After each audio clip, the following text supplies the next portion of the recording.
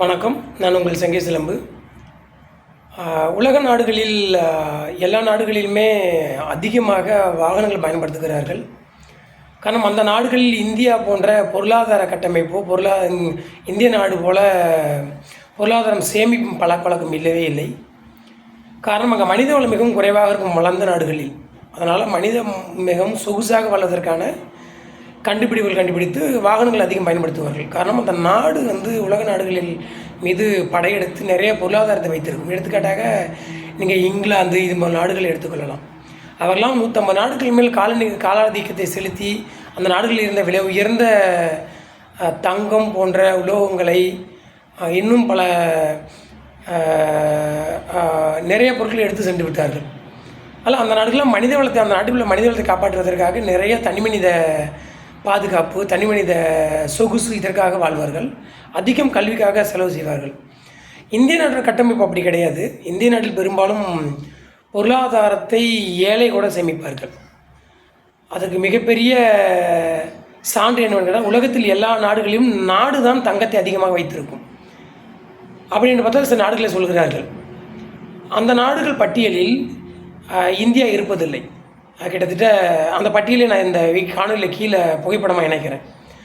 ஆனால் இந்தியாவில் பார்த்தீங்க அப்படின்னா நாட்டில் மக்கள்கள் அதிக தங்கம் நகை வைத்திருப்பதாக நமக்கு வரலாறு கூறுகிறது. காரணம், இங்கே பொருளாதாரம் என்பது தனி மனிதனுக்குள் நம்ம கலாச்சாரம் விதைத்திருக்கிறது. காரணம், நம்ம தான் அதிகாலத்திலிருந்தே தங்கத்தை உடலில் பயன்படுத்தும் பழக்கம் நமக்கு தான் இருந்திருக்கிறது. அதனால் நம்ம நாட்டில் உள்ள மக்களிடம்தான் உலகத்தில் அதிக தங்கம் வைத்திருக்கிறோம், மனிதர்கள் அதிகம் தங்கம் வைத்திருக்கோம் என்ற நாடுகளின் பட்டியலில் முதலிடத்தில் நாம் இருக்கிறோம். அதனால் பொருளாதாரத்தை பொறுத்தவரை இந்தியா வலுவாக இருக்கிறது. ஆனால் தனி மனிதன்கிட்ட இருக்கிறது. இந்திய நாட்டிடம் பார்த்தோம் என்றால் அது குறைவாகத்தான் இருக்கிறது. தங்கம் பற்றிய இந்த ஆய்வை உங்களுக்கு சொல்வதற்கான காரணம் என்னவென்றால், நமது நாடு மக்களிடையே இருக்கக்கூடிய தங்கங்கள் குறையாமல் இருக்க வேண்டுமென்றால் இந்த உலக நாடுகள் புதிய கண்டுபிடிப்புகளை கொடுத்து நம்மளை ஆடம்பர வாழ்க்கைக்கு தள்ள பார்க்கிறது. காரணம், அந்த நாடுகள்லாம் வலிமையாக இருக்கிறது. இந்தியா தனி மனிதன் வைத்திருக்கும் தங்கம் அதிகமாக இருக்கிறது. அதனால் இப்போ மனிதர்களுக்கு ஒரு கலாச்சாரம் தோன்றுகிறது.